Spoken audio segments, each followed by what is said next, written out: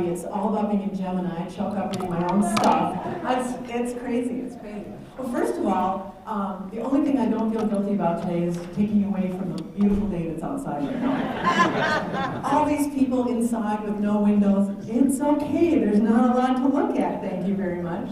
I want to thank Bill for hosting me. I want to thank the thinking. Oh, you know what? Stop and turn on your microphone, Karen.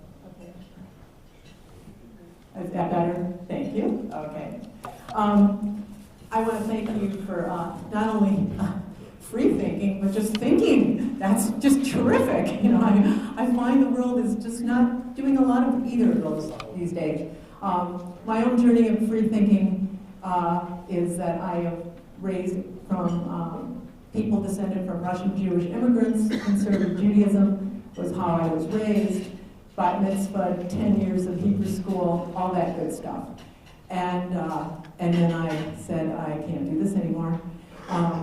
And as I questioned my way out of that world, I did ask someone who was Baha'i, I said, so do animals get to go to heaven? And he looked at me and he said, well, no, but you get to bring their memories with you there. And I went, you mean there's only people in heaven? And he said, yes. And I said, well, that's my version of hell. So I keep asking and nobody does. So anyway, that's my little quick Freethinker story, and I certainly am in sync with you there. I want to tell you that this talk has been, I've done it for many times, but it's really different today. I really do want your feedback on how I did, because it's a new way of looking at the overpopulation issue, and it's based on being asked to be a part of the very first overpopulation art show called the Fruitful and Multiplying Overpopulation Show that just finished its run at the Bloomington Center for the Arts and is going to go to the Minneapolis Public Library next week. And it was a new opportunity to try to go to the right brain part, the part that we were always so factual and rational, we free thinkers, aren't we? We don't understand why people aren't following us because we're so rational and scientific.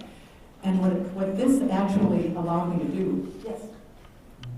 This is a rare complaint, but we're having complaint that are... Too loud? No, we're too loud out there. Oh. So I'm just going to ask you to just back away from the mic, because we don't know how to turn it down. Oh, you know what? Just kind of stay. About here? Yeah. Got better? Oh, sorry.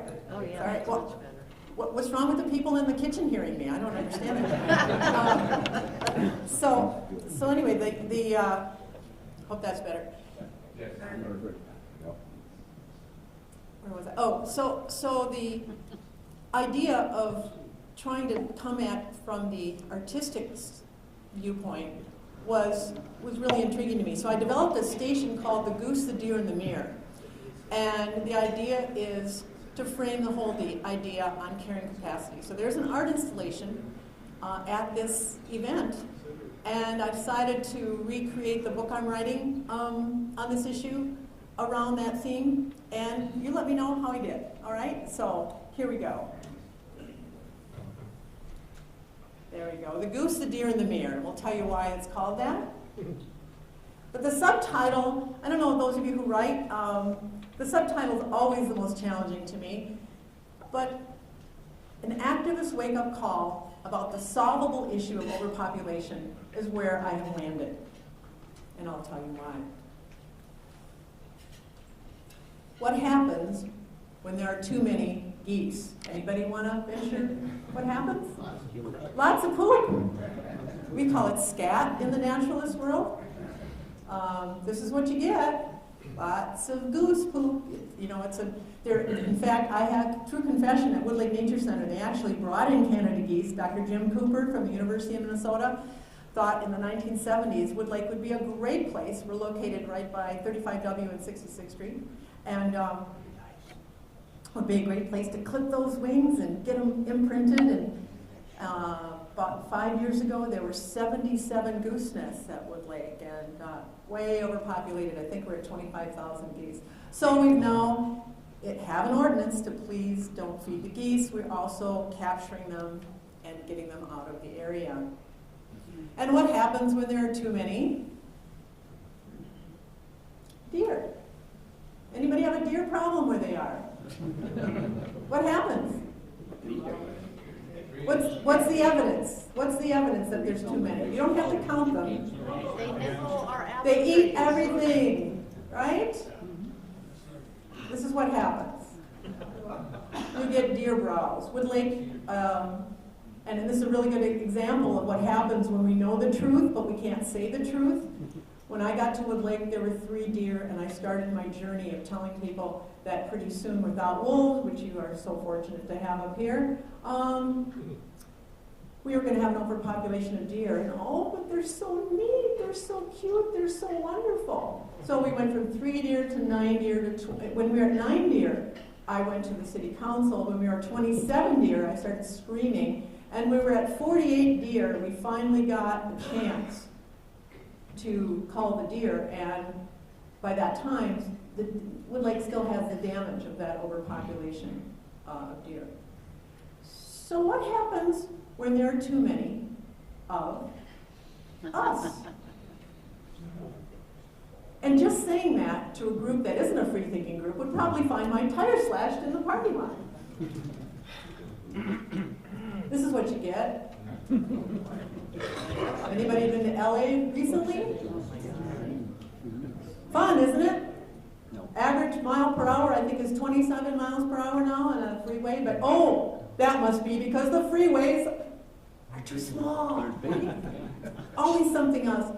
Yeah, always another situation. I was just telling my husband's here with me today, John, and we were in Florida, 19 million people, by the way, in a state the size of Iowa, which has 4 million. And we were in a traffic jam. And the conversation went something like this. Oh, it must be a Twins game. Oh, it must be construction. Oh, it must be an accident. It was none of those.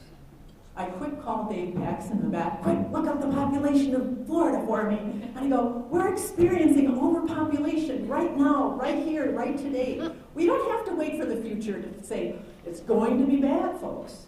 I don't know about you, but sitting in traffic is already unacceptable. This is what else we get. One of the paintings, you'll see it on the postcard, is just of our trash. And I don't care how much you try to get away from it. Organic, wonderful packets of organic tea, which I am addicted to, come in things that you have to throw away. So carrying capacity. The population that can be supported indefinitely by its supporting systems. Overshoot is exceeding it. We live today in overshoot. There's so much evidence that we're already exceeding our carrying capacity. We live it every day, it just doesn't get named properly. Here's the situation we find ourselves in. We have a theater showing an inconvenient truth, and then we have a theater showing a reassuring lie, and most of us realize that's where most other people are on Sunday mornings. But a reassuring lie is, don't worry, my children, the man upstairs will take care of us, and all those good things.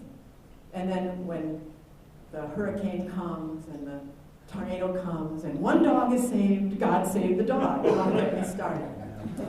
So, top 5 reassuring lies about this issue. Number 1, we can solve overshoot on the consumption distribution side by tinkering around with technology.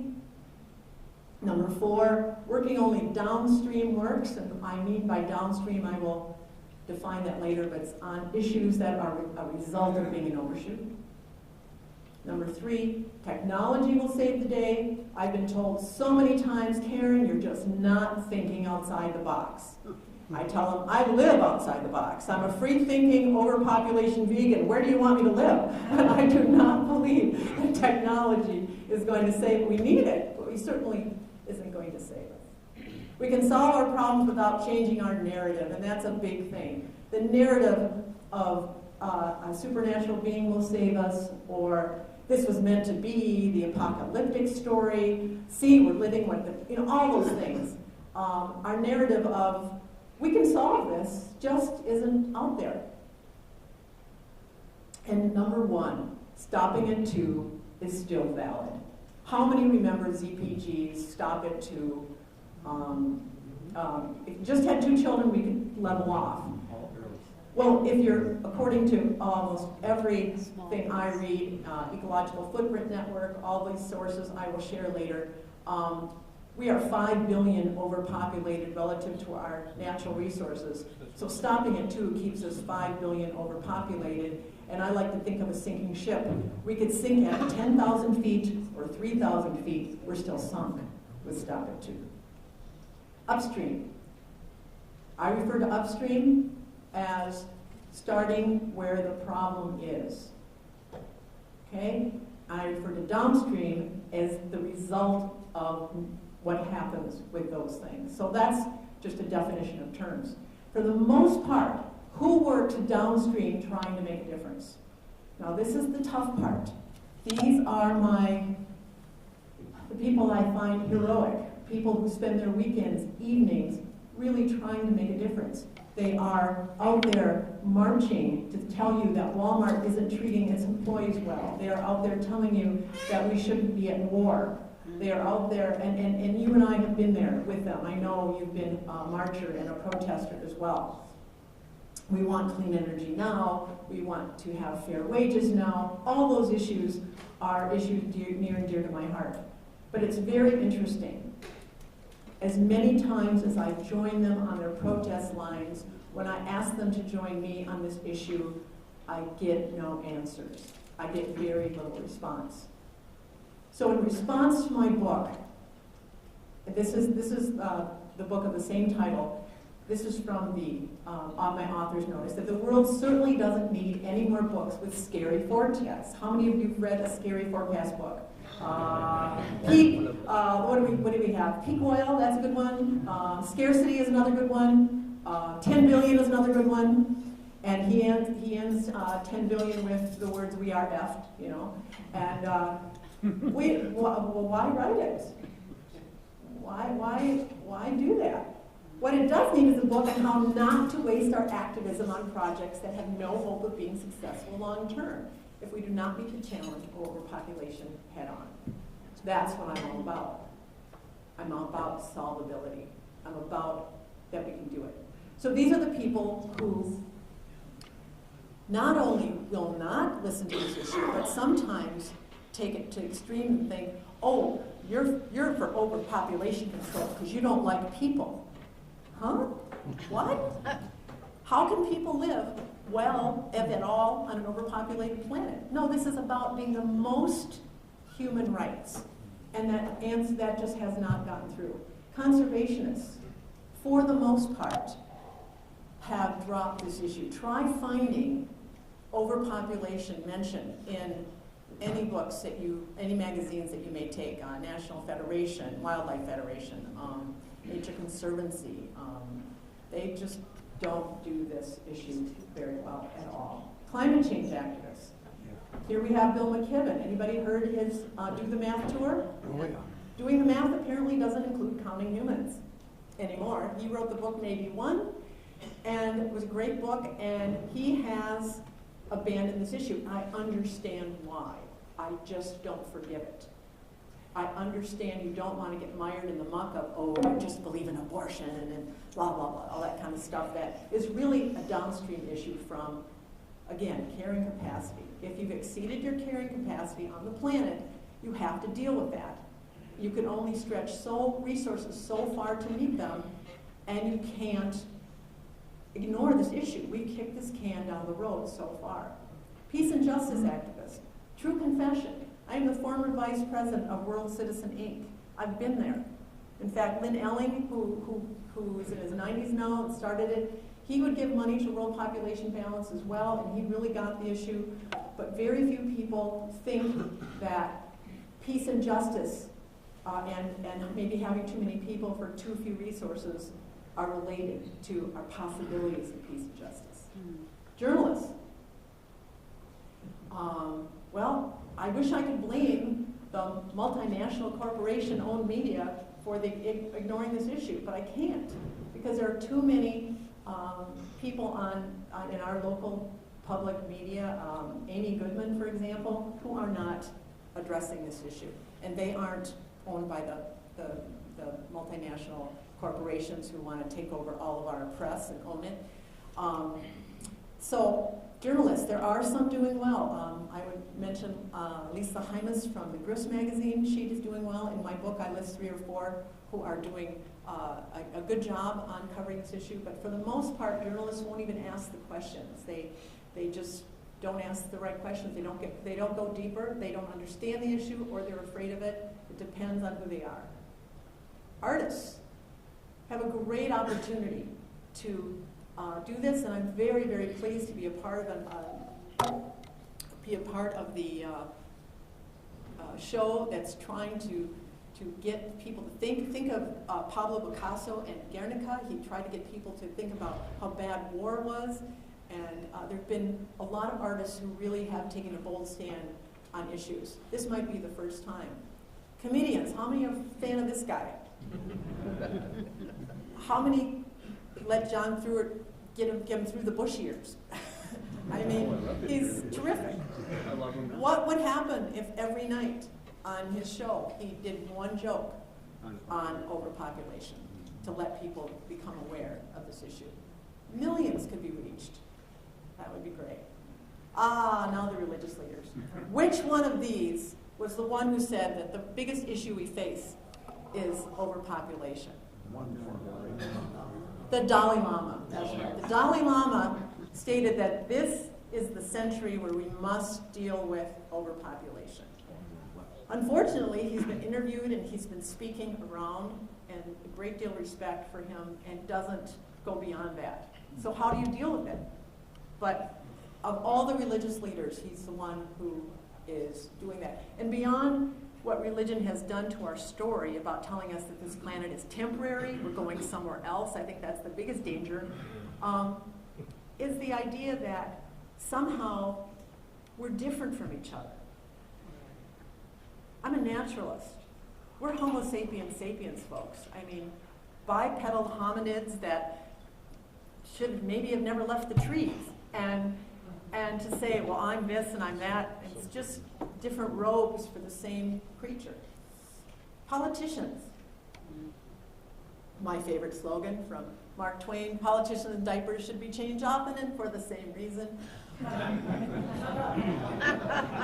I say that in a place that just housed the DFL convention? Oh, no. Now, politicians today, because of so many rulings by the Supreme Court, which don't get me started, but they are making sure that we only have millionaires in Congress, and millionaires serve other millionaires and aren't really thinking about this issue. So relying on politicians to get this issue when they feel that it's going to hurt them isn't going to work. The only politicians who are going to take it on are those who maybe are out of office. But even then, I just had a meeting with the former congressman from the 3rd District who's retired. Oh no, I work on veterans issues. I'm not going to take this on. And I said, well, that's nice, but again, that's a downstream issue. So things won't start. Sustainability experts. You would think that we would be hand in hand going forward on this issue together, but I can't even tell you that the most resistance I have gotten working in this issue for about the last 25 years has been from the sustainability experts. Those who are way into everything I'm into as well. I organic garden, I compost, I support wind energy, all that stuff. But when I come knocking on their door, they go, oh no, we just haven't invented the perfect energy yet. I go, where are you going to invent the water? Where are you going to get water from? I've even told people that we haven't invented water yet. They really have told me that story. Well, let me just show you how incredibly insane it is, because the people I go to for all of my data on where we are in overshoot, are the folks at the Global Footprint Network. Anybody familiar with them?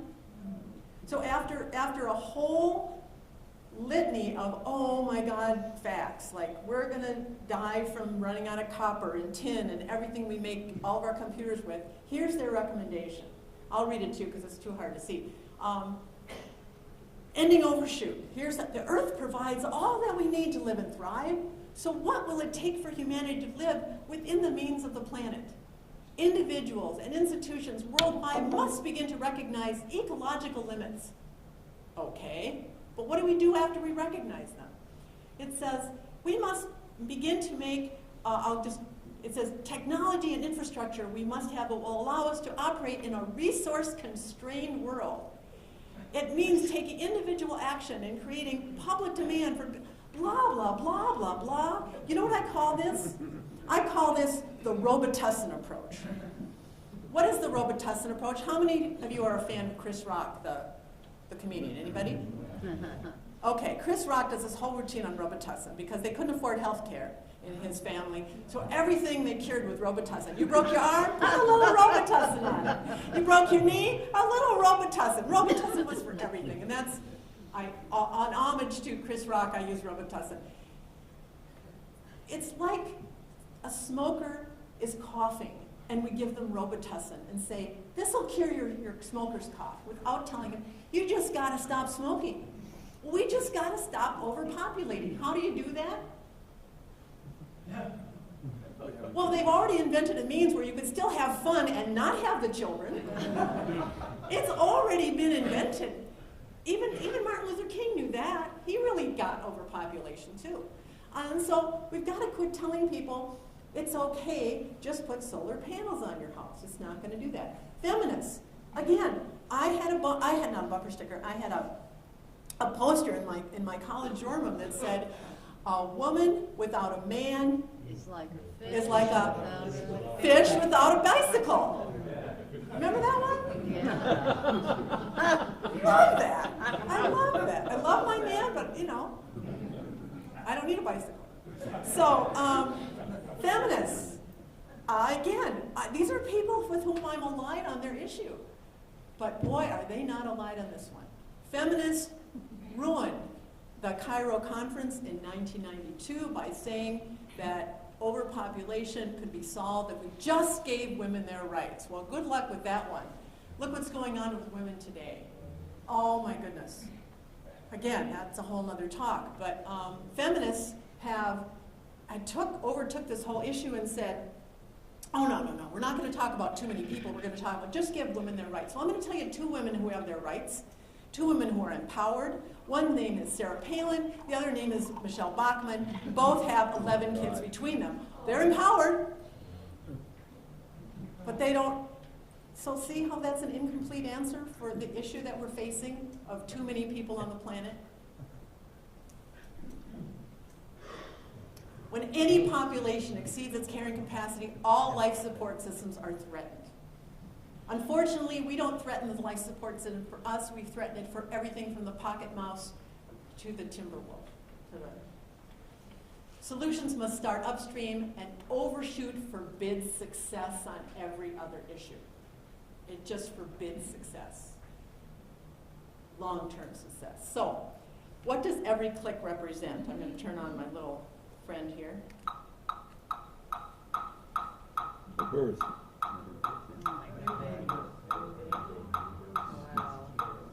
Isn't that annoying? I'm going to play this till the whole city of Duluth is annoyed. No, I won't. I'll get a headache.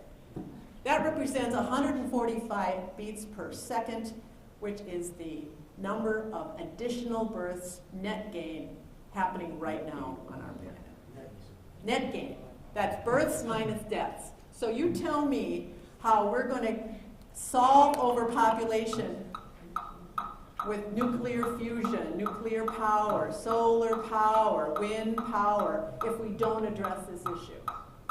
Because these are little demanders of energy being born. We all demand energy. I don't care if you have given up your car and live off the grid. The thing that you ordered in, to fix something took fossil fuel to get here. We all are demanders of energy. When numbers are left on the cutting room floor, nothing can be solved long term. We are living on this planet as if we had another one to go. So who's getting it right? Somebody's got to be getting it right.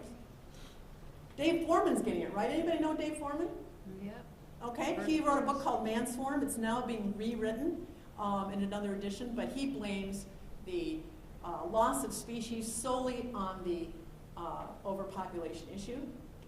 Dave Gardner of Citizen Powered Media, if you don't know him, look up Growth Busters. He's a bold guy who will stand out on the street and hand out condoms. Do you know about the condoms from the organization that is, why am I forgetting their name right now? I turned 60, my mind just goes. Anyway, he'll just stand on the corner and, and he'll give out condoms and they'll say things like, cover with care, save the polar bear, things like that. And I like it, cover your dweedle, save the beetle. Oh, he's got all kinds of them. How about cover your dweedle? See, make love smarter, save the snail darter is one of my favorites.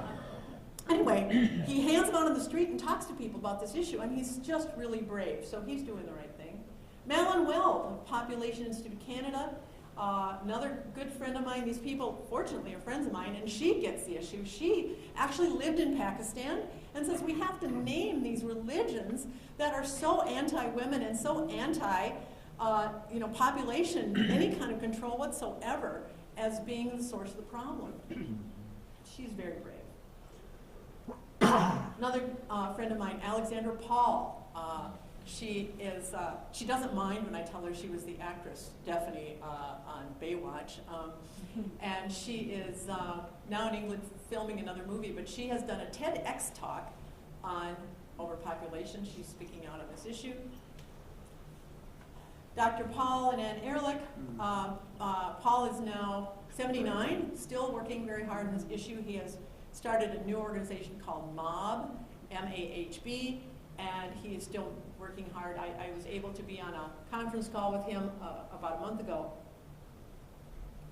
and I felt myself very strange encouraging him to move upstream, because someone had gone to hear one of his talks and they left going, oh, the world is just, it's over. And but he's still working on the issue. Dave Paxson, you already have heard from. I think Dave is one of the most upstream thinkers on this issue. He says hello, by the way. I talked to him this morning. But I think we have to decide today to never work exclusively downstream again. I'm not saying you shouldn't help create greener environments, but we have to quit fooling ourselves that that's going to do it alone.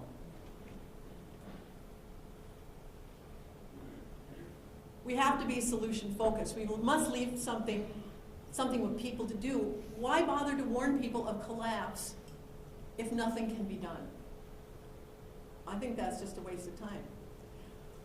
I got to meet Alan Wiseman. Turns out he and I were bar mitzvahed at the same synagogue in Minneapolis years and years ago. And he gave me some hope in his book Countdown. If you haven't read it, it's worth a read, because he talks about 3 countries. Not only is it solvable in the future, it's already been and being solved in 3 very different ways. So Thailand got their population under control by having one person really work tirelessly and working to get condoms to be something that was very commonplace. His name is Michai Veeravaida. He owns a place, he's a restaurant owner, and he's often called the condom king in his country. He prevented about 9 million births by getting this issue out in the open. And this is a Buddhist country. This is a country that's not real comfortable talking about sexuality. So that has happened in Thailand. In Iran, they actually were told before the Iran-Iraq war by their country, and I'm just making a real quick summary. Please read the whole story in his book, because he went to 21 countries to try to figure out what's going on with this issue. In Iran, they were told, you have to have babies because we're going to have a war. And they did. And their population went up by millions, and I think 7.5 births for women. It was ridiculous. And the next government got in after the 8-year war and said, what are we going to, We can't feed and clothe and house all these people. So they decided, the Quran says it's okay to have a small family. And guess what? It worked. Because the government and the religion got together and said, oh, you got to have small families. The Quran says it's okay. It's not against Allah to do that. And they got it down within 3 years. That worked faster than the China policy on getting the numbers down. It worked. In Italy, oh, you've got Italy surrounded by the Vatican, right? Right? Italy, 0 population growth. Why? 60% of the women have master's degrees or older, very high education. So with education, with campaigns, with somebody really getting it and really, it can be done. It's being done. It's been done. We don't have to see this as an impossible issue.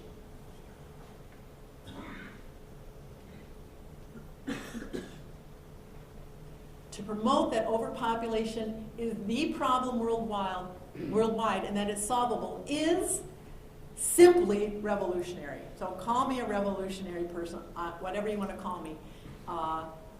It's just, wow. Well, no wonder people don't throw money at this issue. It's like throwing money out the window if you think it's not solvable. Until they get it at the top that we are overpopulated.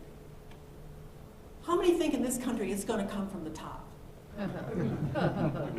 We can't even get our current president to agree that maybe we should have some privacy, or maybe we should have GMOs labeled, or all the things we care about as freethinkers. So we can, though. What we can do is we can promote the Sustainable Population Pledge. What does that say? That says that I understand that population and what I do in my family, in my community, really does make a difference.